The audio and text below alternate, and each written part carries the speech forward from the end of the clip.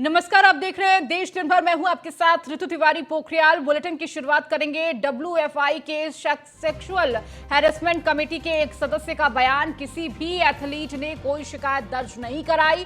साक्षी meeting में भाग लेती रही लेकिन कभी इस मसले को लेकर नहीं उठाया।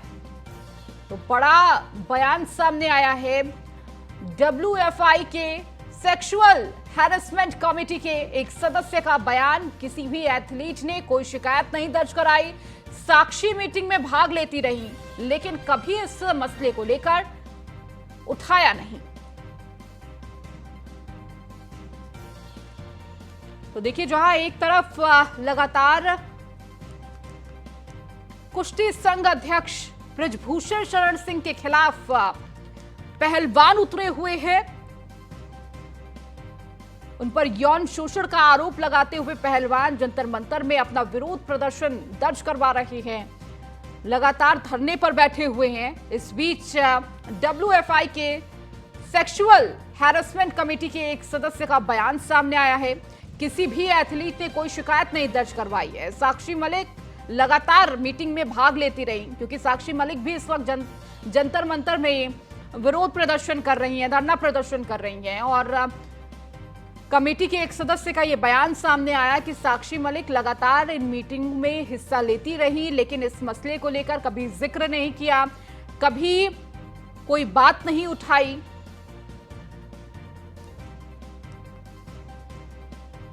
तो बड़ा बयान इस वक्त सामने आ रहा है WFI के सेक्सुअल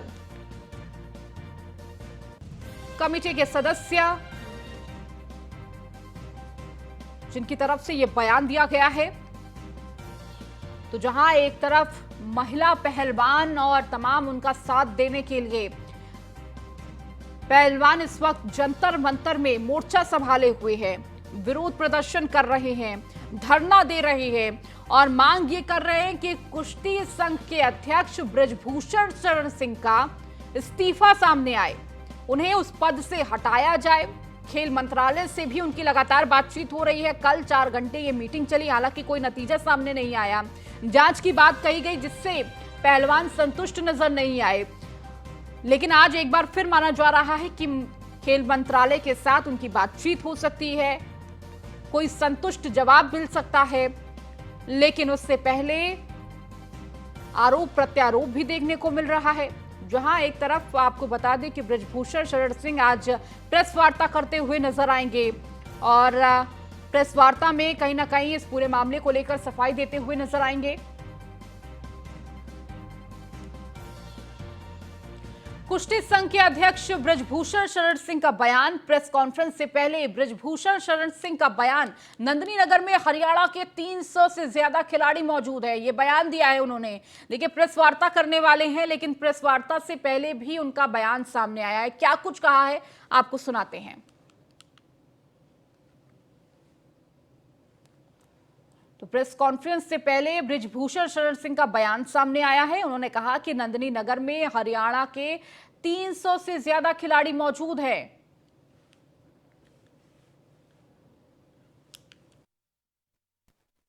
कम से कम 300 खिलाड़ी पहुंच चुके हैं। आप उनका बयान लीजिए और खिलाड़ियों का बयान लीजिए, मुझे सामने कम से कम 300 खिलाड़ी पहुंच चुके हैं। आप उनका बयान लीजिए और खिलाड़ियों का बयान लीजिए, मुझे सामने। नंदिनी नगर में हरियाणा के 300 से ज्यादा खिलाड़ी रहते हैं, सीखते हैं, उनका बयान दर्ज कीजिए। ये बयान देते हुए बृजभूषण शरण सिंह आगे बढ़ जाते हैं। तो कहीं ना कहीं अब देखिए, सबकी नजर ये है कि उनकी प्रेस वार्ता में क्या कुछ बातें निकलकर सामने आती हैं। लेकिन प्रेस कॉन्फ्रेंस से पहले जो उन्होंने मीडिया से बात की, संवाद किया, उसमें उन्होंने कहा कि 300 से ज्यादा हरियाणा के खिलाड़ी हैं जो नंदिनी नगर में रहते हैं, सीखते हैं, काम करते हैं। उनसे जरा बातचीत करिए, उनसे जानिए कि वो क्या कह रहे हैं।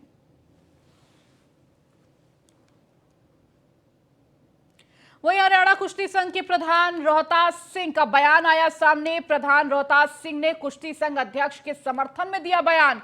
रोहतास सिंह ने कहा कि यह सब आरोप झूठे लगाए जा रहे हैं। कुश्ती संघ अध्यक्ष बृजभूषण शरण सिंह ने अपना पूरा जीवन कुश्ती में दिया है।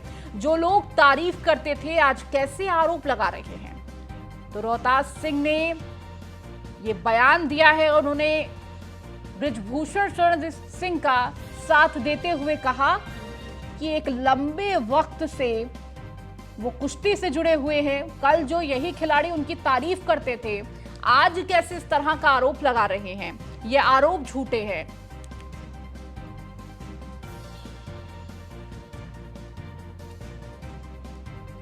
जंतर मंतर पे बैठकर ओलंपियन और इंटरनेशनल खिलाड़ी नहीं बने हैं। इन्हीं खिलाड़ियों के मुंह से मैंने 1000 बार बजरंग पूनिया और दूसरे खिलाड़ियों के मुंह से ये सुना है।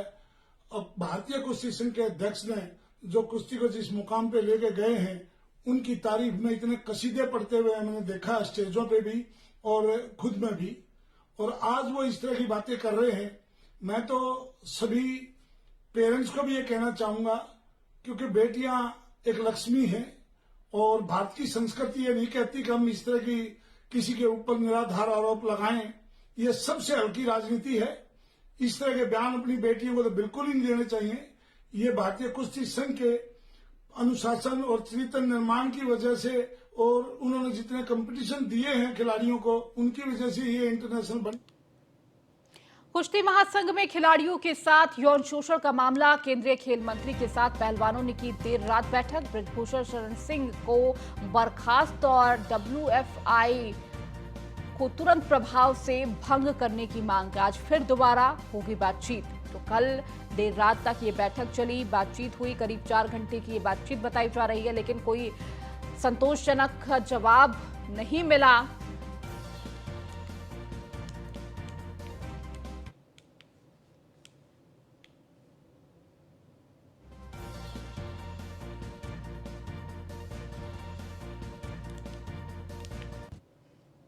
दिल्ली के जंतर मंतर पर प्रदर्शन कर रहे खिलाड़ियों की उचित मांगों और समस्याओं पर सरकार ने उच्च स्तरीय समिति गठित कर समस्याओं के शीघ्र निराकरण को लेकर ABVP के राष्ट्रीय महामंत्री याज्ञवल शुक्ल ने कहा कि ओलंपिक और कॉमनवेल्थ खेलों में देश का मान बढ़ाने वाले खिलाड़ियों की समस्याओं और मांगों पर सरकार को शीघ्र निर्णय लेना होगा। दिल्ली में हुए खिलाड़ियों के प्रदर्शन से जो मुद्दे सामने आ रहे हैं, उन पर सरकार को जांच कर स्थिति स्पष्ट करनी चाहिए।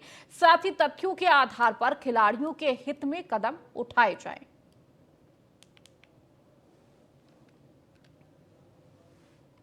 दिल्ली सहित उत्तर भारत में शीतलहर में थोड़ी कमी आई है, लेकिन कोहरे का कहर जारी है। घने कोहरे के कारण यातायात काफी प्रभावित हो गया है। इसका सबसे ज्यादा असर रेलवे पर पड़ा है। ठंड और कोहरे के कारण रेलवे की ज्यादा ट्रेनें देरी से चल रही है। ऐसे में आज यानी 20 जनवरी को उत्तर रेलवे क्षेत्र में 16 ट्रेनें 1 घंटे से लेकर 4 घंटे तक देरी से चल रही हैं। तो देखिए, शीतलहर कम हुई है, लेकिन कोहरे का जो कहर है वो अभी भी बरप रहा है और इसका सीधा असर ट्रेनों पर पड़ रहा है, क्योंकि ट्रेनों की रफ्तार धीमी हुई है, जिसकी वजह से यात्रियों को कई परेशानियों का सामना करना पड़ रहा है। ट्रेनें 1 से 4 घंटे तक लेट चल रही हैं।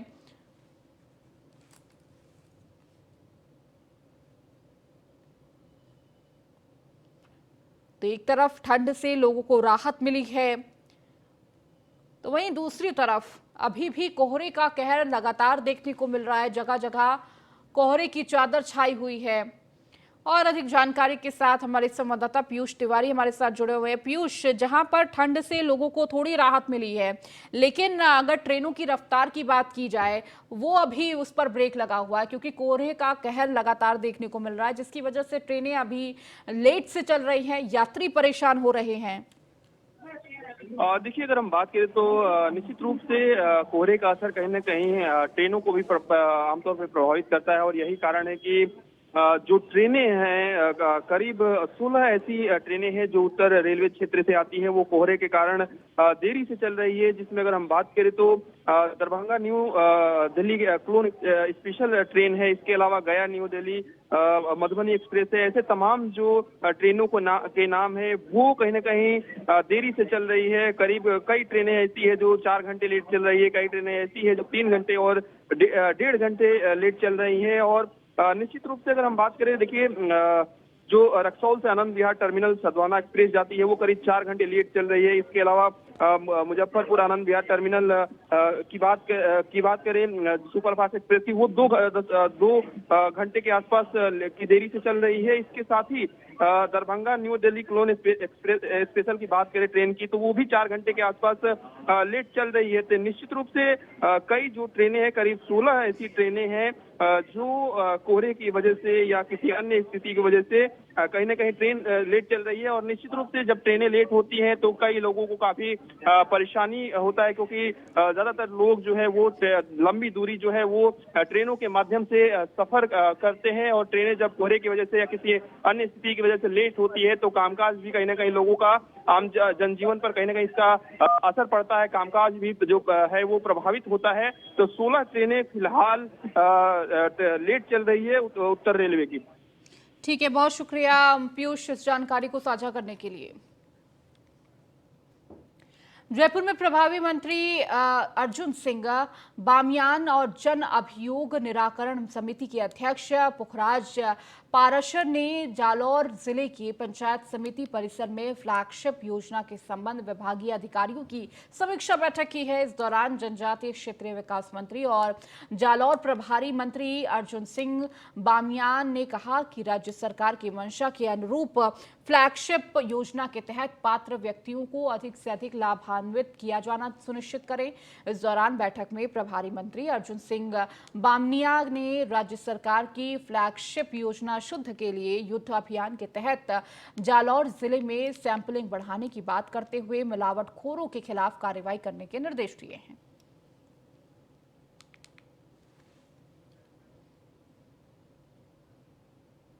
राहुल गांधी और सभी भारत जोड़ो यात्रा में शामिल लोग जम्मू कश्मीर में फ्लैग हैंड ओवर सेरेमनी में शामिल हुए। इस सेरेमनी में राजस्थान के मुख्यमंत्री सीएम गहलोत भी शामिल हुए।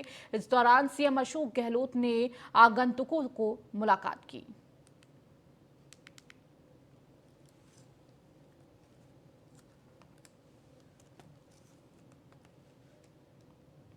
अहमदाबाद में यूपी सरकार के आज होने वाले रोड शो इवेंट पर पहले यूपी सरकार के प्रतिनिधिमंडल के उद्योग समूहों से B2G मीटिंग का दौर जारी है। सुबह से ही योगी सरकार के डेलीगेशन से अलग अलग इंडस्ट्री ग्रुप के साथ निवेश चर्चा जारी है। इस दौरान मंत्री AK शर्मा, मंत्री जितिन प्रसाद, मंत्री JPS राठौर के साथ मुख्यमंत्री योगी आदित्यनाथ के सलाहकार अवनीश अवस्थी और GN सिंह और अपर मुख्य सचिव नवनीत सहगल, अमित मोहन प्रसाद और अन्य अधिकारीगण मौजूद हैं। नाम राजीव गांधी है। मैं हेस्टर बायोसाइंसेस का CEO, मैनेजिंग डायरेक्टर, फाउंडर हूं। हम लोग एनिमल वैक्सीन्स बनाते हैं गुजरात में, और अब हम एक्सपांड करना चाह रहे हैं हेल्थ प्रोडक्ट्स में। और हम देख रहे हैं कि यूपी में अगर हम एनिमल हेल्थ प्रोडक्ट्स का एक प्लांट डालें, क्योंकि वहाँ पे काफ़ी एडवांटेजेस है, पॉपुलेशन भी है और हर तरफ से इंफ्रास्ट्रक्चर इतना अच्छा है, जो हमने अभी सुना मंत्री जी और पूरी टीम के साथ। The key part is that earlier I was the managing director of JITCO, Gujarat industrial and technical consultancy organisation. ये ऑर्गेनाइजेशन ऐसा था जो गुजरात और दूसरे राज्य में भी छोटे छोटी कंपनियों को, मीडियम एंड स्मॉल इंडस्ट्री को बढ़ावा देने का काम करती थी। Present in UP since the last 12 years across our power and gas business, and we work in 16 districts in UP. We've invested about 2,000 crores so far and intend to invest a further significant sum across power, gas and pharma sectors. We are basically an Indian medical device industry. We are into cardiovascular, orthopedics and diagnostics and endosurgery. So I have seen, as we are all aware, that the medical devices, they are being imported in India. So 80% of the medical devices is contributed by the MA. Bihar सरकार के शिक्षा मंत्री चंद्रशेखर यादव ने रामचरितमानस पर दिए गए विवादित बयान के खिलाफ किशनपुर में बीजेपी पूर्व मंडल उपाध्यक्ष के आवास पर एक बैठक की। बैठक में बीजेपी मंडल उपाध्यक्ष अरुण कुमार जायसवाल ने कहा कि मंत्री जी जो बयान दिए उनकी जितनी निंदा की जाए उतनी कम है। उन्होंने कहा कि हिंदू धर्म की जानबूझकर अवहेलना की है, जबकि वह खुद हिंदू है, पर कुर्सी के लालच में वोट बैंक के लिए अर्थ का अनर्थ करके समाज को भड़काने का काम किया है।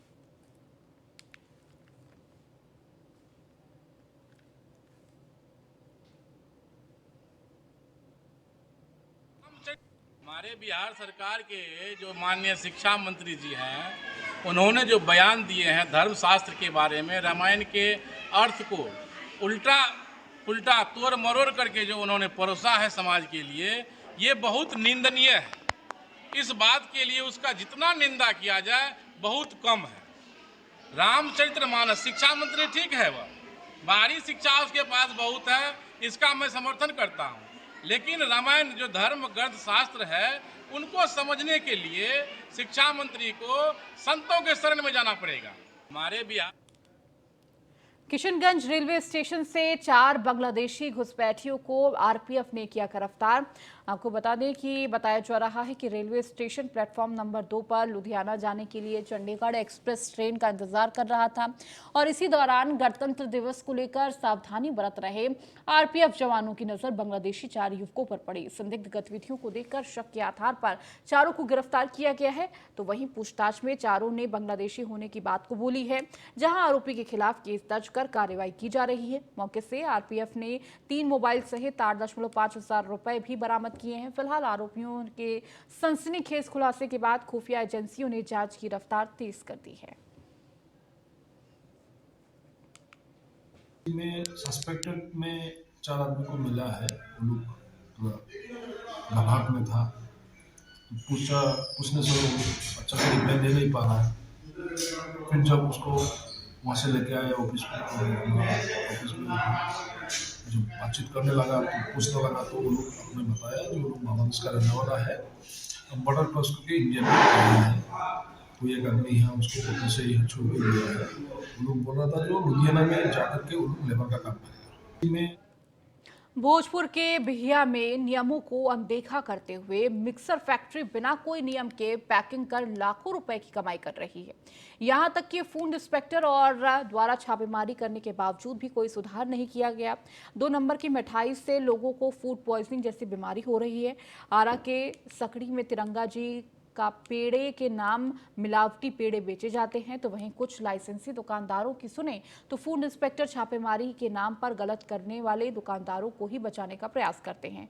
फूड इंस्पेक्टर सप्ताह में मात्र 1 से 2 दिन की भोजपुरी में कार्रवाई के नाम पर केवल इन दुकानों से मिलकर चले जाते हैं।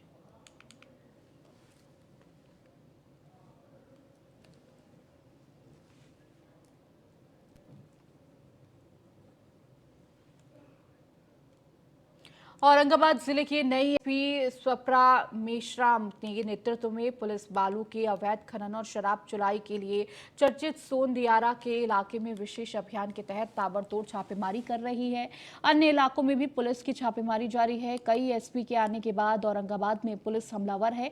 आपको बता दें कि पखवाड़े के अंदर कुल 555 अभियुक्तों को गिरफ्तार कर लिया गया है। अवैध शराब के धंधे में लिप्त 5 कार और 20 बाइक जब्त की गई है। साथ ही 13,240 किलो जावा महुआ विनिष्ट करते हुए अवैध शराब की 28 भट्टियों को ध्वस्त किया गया है।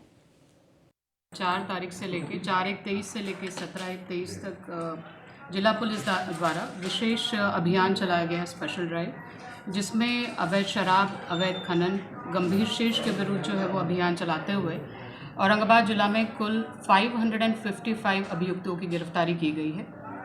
अवैध शराब जो है 2953 लीटर्स, 5 मोटरसाइकिल को बरामद किया गया है और इसके साथ जो है वो जावा महुआ लगभग 13,240 किलोग्राम्स ऑफ जावा महुआ और 28 चुलाई की जो भट्टियां हैं उनको विनष्ट किया गया।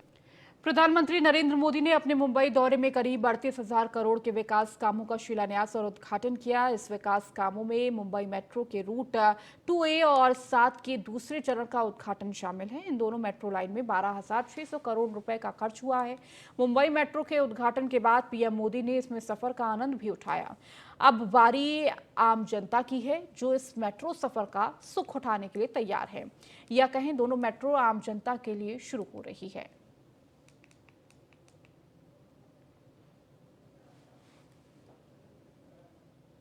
फरीदाबाद के सेक्टर 16 की सब्जी मंडी में महिला और उसके पति को पड़ोसी दुकानदार ने जमकर पीट दिया। महिला और उसके पति को गंभीर चोटें आई हैं, जिसका वीडियो भी वायरल हुआ है। आपको बताते चले कि दुकान खरीदने के नाम पर दुकान खाली करने का महिला पर दबाव बना रहा था। फिलहाल पुलिस चौकी में महिला ने शिकायत कर दी है।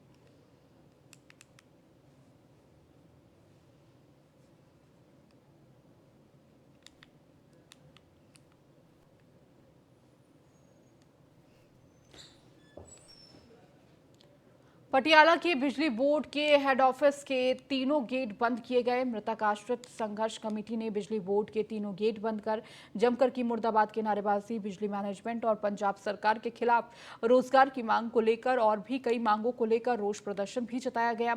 कहा गया कि अब सरकार उम्र का हवाला देकर हमें रोजगार नहीं दे रही है। जब तक मैनेजमेंट और पंजाब सरकार हमारी मांगे नहीं मानती है तब तक यह बिजली बोर्ड के तीनों गेट बंद रहेंगे।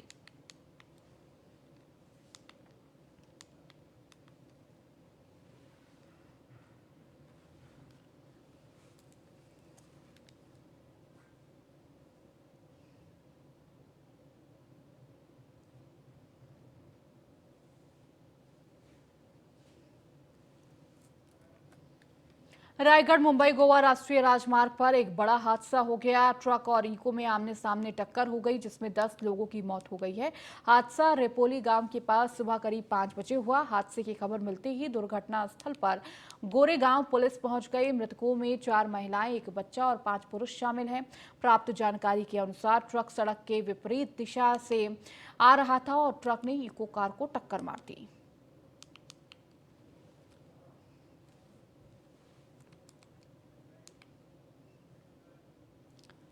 पीएम नरेंद्र मोदी आज मुंबई दौरे पर हैं। सभा को लेकर मुंबई में जगह जगह बैनर और होर्डिंग पोस्टर और कटआउट लगाए जा रहे हैं। इसमें एक पोस्टर अचानक गिर पड़ा जिससे हादसे में एक पुलिसकर्मी घायल हो गया।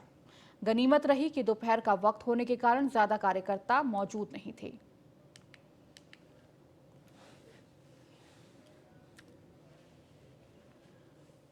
तो मुंबई में कल जहां पर प्रधानमंत्री का ये दौरा था उस दौरान जगह जगह पोस्टर और होर्डिंग बांटे गए थे और इस दौरान हादसा हो गया। एक भव्य पोस्टर अचानक सड़क पर गिर गया जिसकी चपेट में आने से पुलिसकर्मी घायल हो गया है। गनीमत ये रही कि ज्यादा किसी को इस दौरान चोट नहीं आई और हालांकि पुलिसकर्मी को तुरंत अस्पताल ले जाया गया। तो भव्य पोस्टर अचानक से गिर पड़ा जिसकी चपेट में आने से एक पुलिसकर्मी घायल हो गया। चलिए इस बुलेटिन में फिलहाल इतना ही। बने रहिए न्यूज़ 1 इंडिया के साथ।